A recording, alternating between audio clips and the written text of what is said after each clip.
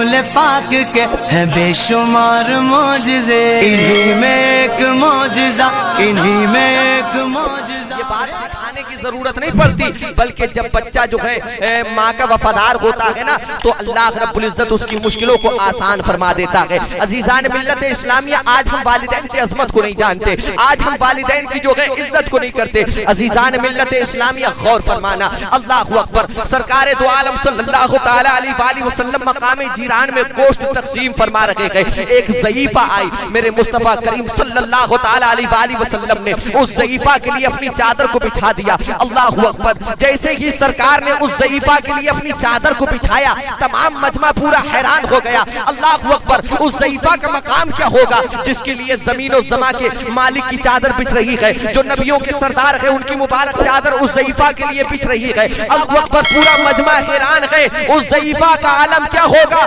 जो ज़ईफा सरकार की बारगाह में आई है, तो सरकार उस ज़ईफा के लिए अपनी चादर को बिछा रखे हैं। ऐ मेरी मिल्लत के नौजवानों, तवज्जो करना। सहाबी रसूल अर्ज करते गए, मैंने पूछा या रसूल अल्लाह, मैंने सरकार के सहाबा से पूछा, आप ये बताइए ये ज़ईफा कौन है कि जिसके लिए ज़मीन और ज़मा के मालिक की चादर बिछ रही है, जिसके लिए दोनों जहां के आका की चादर बिछ रही है, ये ज़ईफा कौन है। ऐ मेरी मिल्लत के नौजवानों, तवज्जो करना। तमाम सहाबा इकराम इरशाद फरमाते गए, तमाम सहाबा इकराम ये जवाब देते गए, या उम्मुहुल लती अरबअतहु, यानी ये सरकार दो आलम सल्लल्लाहु तआला अलैहि वसल्लम की वो वालिदा है कि जिसने सरकार को चंद दिनों दूध पिलाया था। ये सरकार की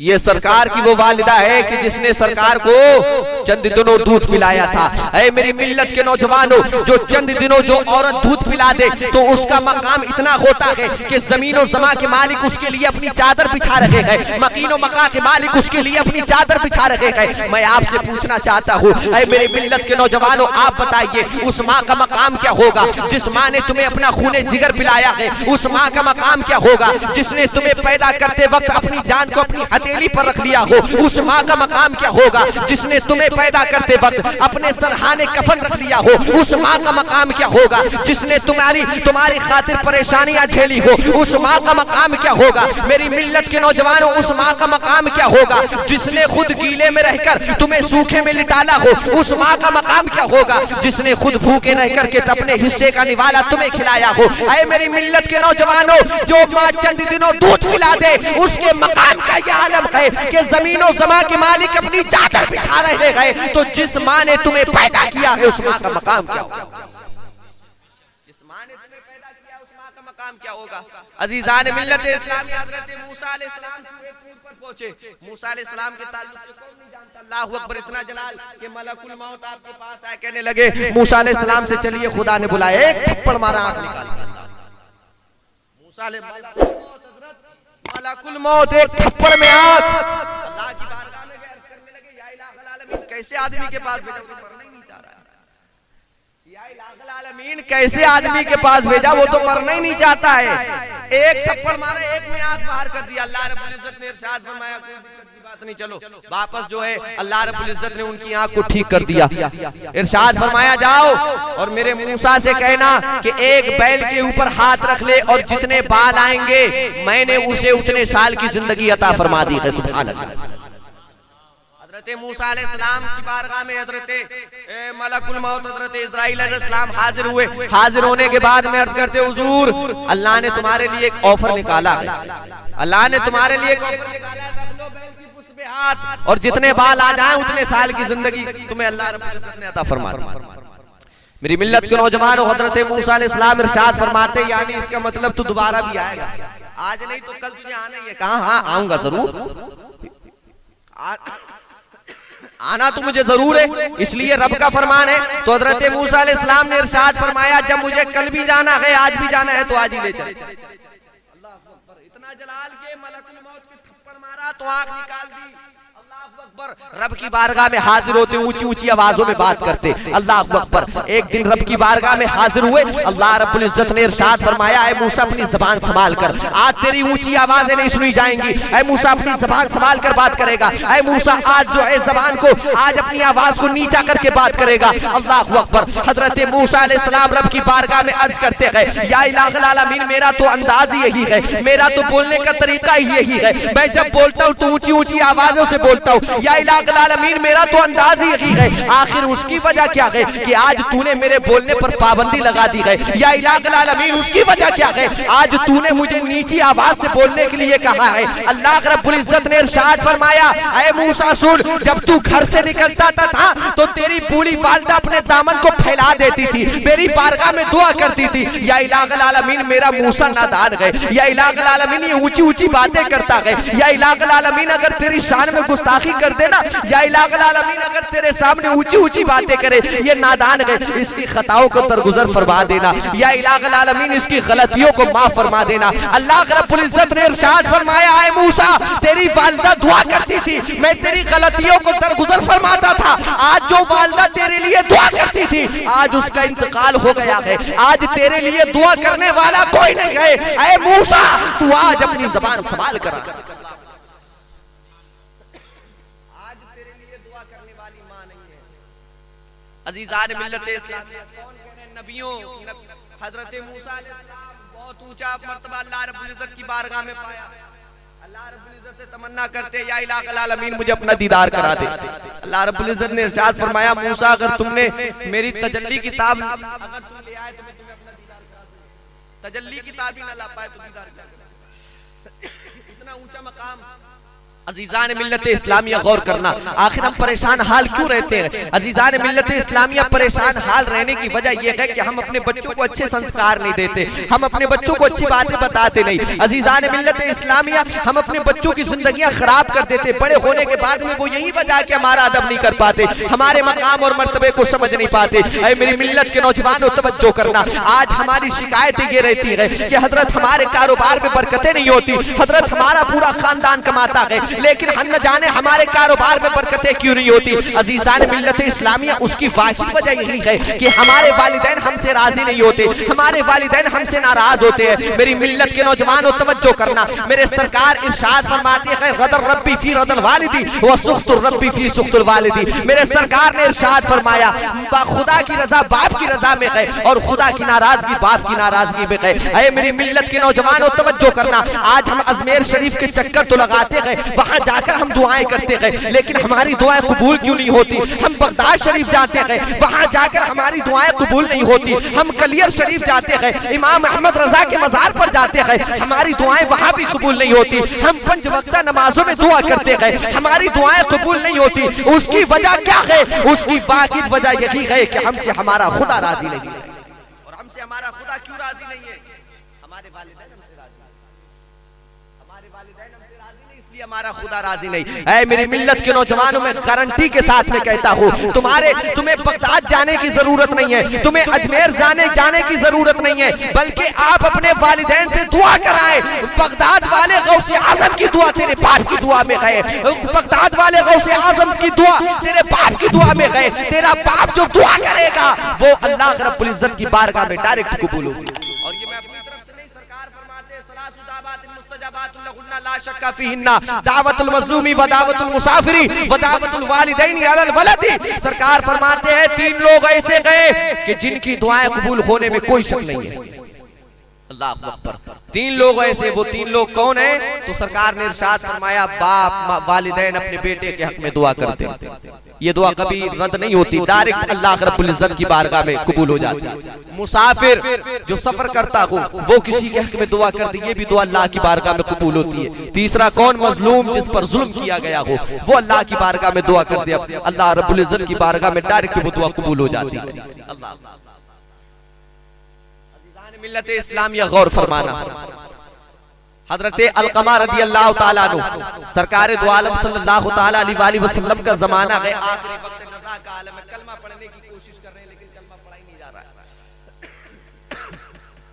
हजरत अलकमा की बीवी सरकार की बारगाह में दौड़ी दौड़ी आई, अर्ज करती या रसूल अल्लाह देखिए ना अलकमा की क्या हालत है, कलमा पढ़ना चाह रहे हैं लेकिन कलमा पढ़ नहीं पा रहे। अल्लाह अकबर। मेरे सरकार ने इरशाद फरमाया ऐ बिलाल जाओ देख कर तो आओ क्या मामला है, आखिर हजरत अलकमा कलमा क्यों नहीं पढ़ पा रहे। अजीजान मिल्लत इस्लामिया, हजरत बिलाल दौड़े दौड़े गए सरकार की बारगाह में हाजिर होने के बाद में अर्ज करते या रसूल अल्लाह मामला बिल्कुल दुरुस्त है, हमने भी बड़ी कोशिशें की लेकिन हजरत अलकमा कलमा पढ़ ही नहीं पा रहे। या रसूल अल्लाह वो कलमा पढ़ ही नहीं पा रहे, बहुत कोशिश की है। अल्लाह अकबर। मेरे सरकार ने डायरेक्ट इरशाद फरमाया देखो हजरत अलकमा की वालिदा बाहयात है कि नहीं, हजरत अलकमा की वालिदा जिंदा है कि नहीं। अल्लाह अकबर। हजरत अलकमा की वालिदा को पेश किया गया। मेरे सरकार ने इरशाद फरमाया अलकमा की तमाम गलतियों को दरगुजर कर दे, जितनी भी गलतियां अलकमा से हुई है माफ फरमा दे। अल्लाह अकबर। उनकी वालिदा ने जवाब दिया नहीं, मैं इसकी गलतियों को माफ नहीं करूंगी, मैंने इसकी शादी बड़ी धूमधाम से की, जैसे ही इसकी बीबी घर में आई इसने मुझे अपने घर से निकाल दिया।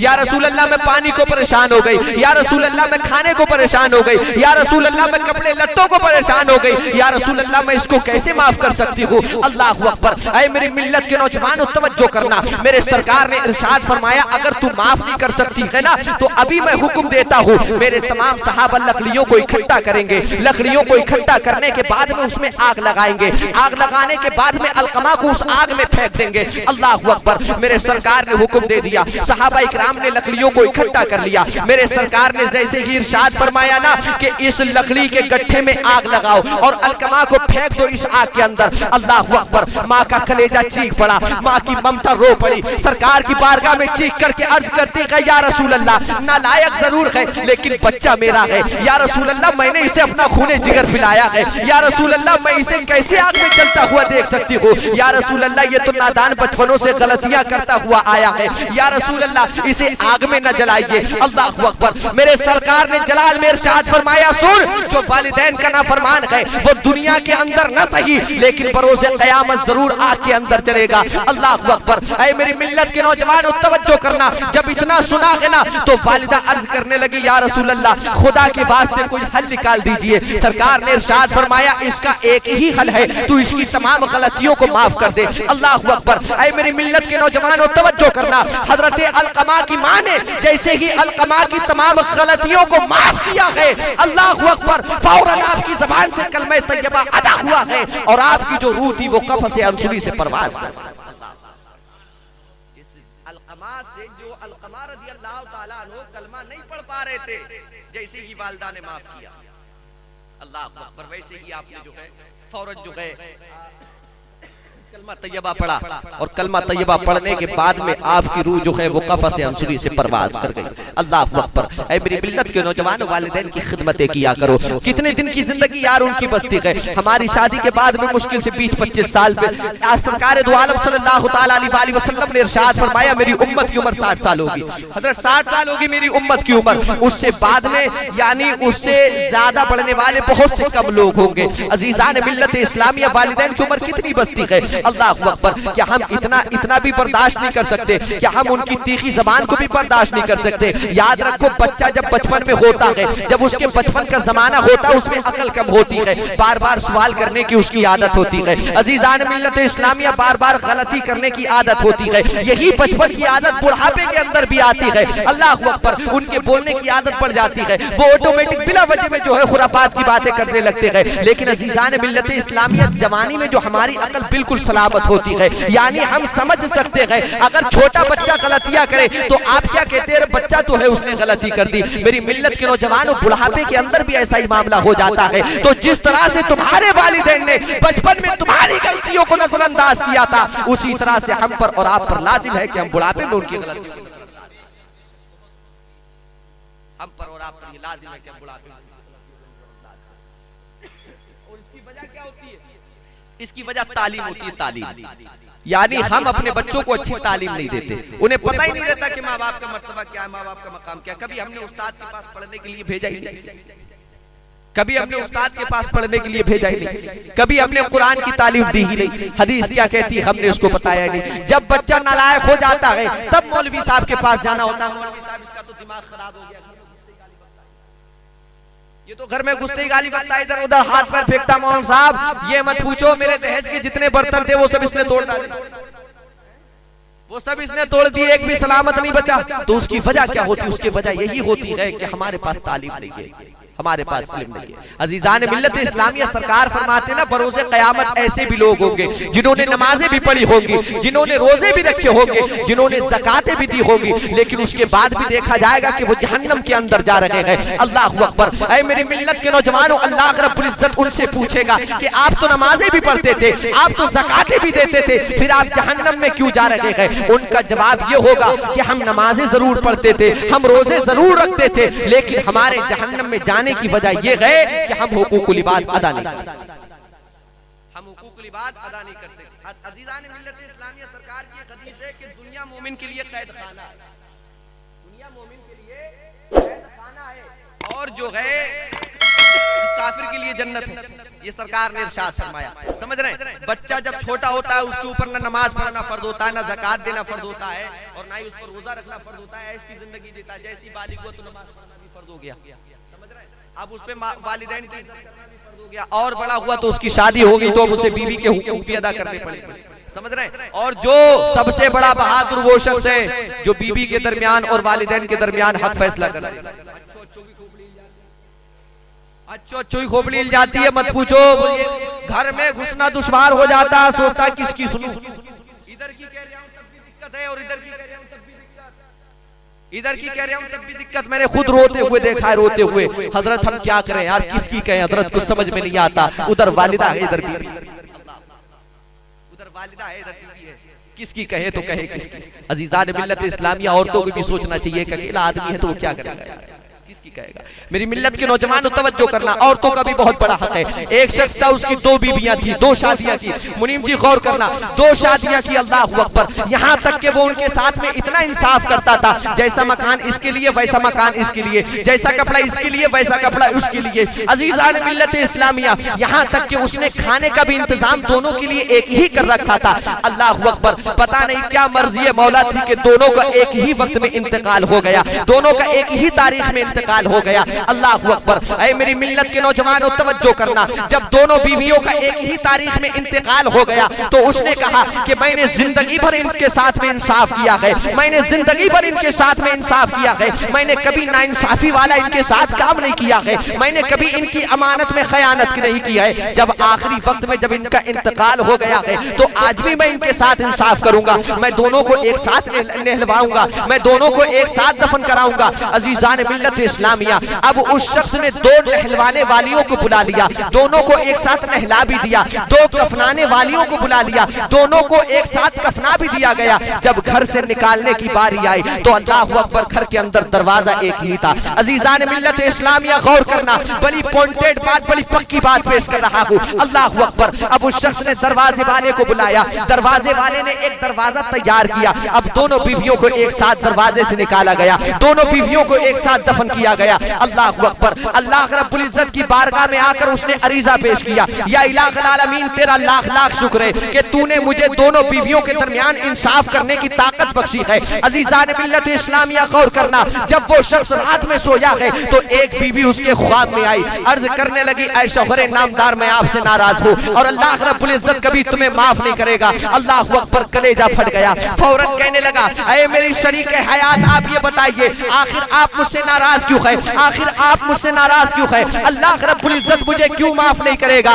उस बीवी ने जवाब दिया, अल्लाह रब्बुल इज्जत इसलिए आपको माफ नहीं करेगा, मैं आपसे इसलिए नाराज हूँ कि आपकी 2 बीवियां थी, आपने जिंदगी भर इंसाफ किया है, लेकिन जब दोनों को घरों से निकालने का वक्त आया तो आपने एक को नए दरवाजे से निकाला, दूसरी को पुराने दरवाजे से निकाला। मुझे आपने पुराने दरवाजे से निकाला और आपने अपनी एक बीवी को नए दरवाजे से निकाला। अजीजान मिल्लत इस्लामिया, ये हुकूकुल इबाद की बात है। इंसान पर एक इंसान के हुकूक को अदा करना ये फर्ज है, अगर वो अदा नहीं करेगा तो दुनिया के अंदर भी पकड़ा जाएगा, पर उसे कयामत। एक बीवी को नए दरवाजे से निकाला, दूसरी को पुराने दरवाजे से, तो इसका भी जवाब दुनिया ये मोमिन के लिए कैद खाना है, ये किस लिए कैद खाना है? ये इसीलिए कैद खाना है, समझ रहे हैं आप? ये इसलिए कैद खाना है, समझ रहे हैं? अगर किसी की 2 बीवियां हैं, अगर थोड़ी सी भी अमानत में खयानत करती तो अल्लाह अकबर, उसका भी जवाब देना पड़ेगा, समझ रहे? भाई का हक अलग है, भाई का हक अलग है। ये जब हुकूकुल इबाद बयान किया जाता है तो आदमी के पैर के नीचे हम तो ये काम कर ही नहीं रहे थे। आदमी सोचता हम तो ये काम कर ही नहीं रहे थे, बहुत बड़े गुनाहों में फंसे हुए थे। ये मौलाना साहब ने क्या लाके गले में हमारे बवाल डाल दिया, ये मौलाना साहब ने क्या बता दिया। अल्लाह अकबर, इससे तो बढ़िया ना सुनते, मौलाना की तकरीर तो सही था, कम से कम पता तो। हुकूकुल इबाद के ताल्लुक से अगर बयान किया जाए,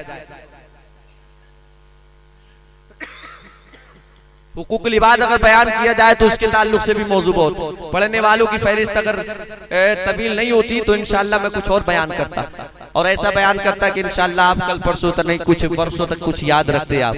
इंशाअल्लाह किसी दिन और मौका मिला तो इंशाअल्लाह हुकूकुल इबाद के ताल्लुक से मैं बयान करूंगा। अल्लाह की बारगाह में दुआ है कि मुझसे बोलने में, आपके सुनने में किसी भी तरह की कोई खामी उसे माफ फरमाए। सबसे पहले मुझे, उसके बाद आपको अमल की तौफीक अता फरमाए। व आखिरु दावाना अल्हम्दुलिल्लाहि रब्बिल आलमीन।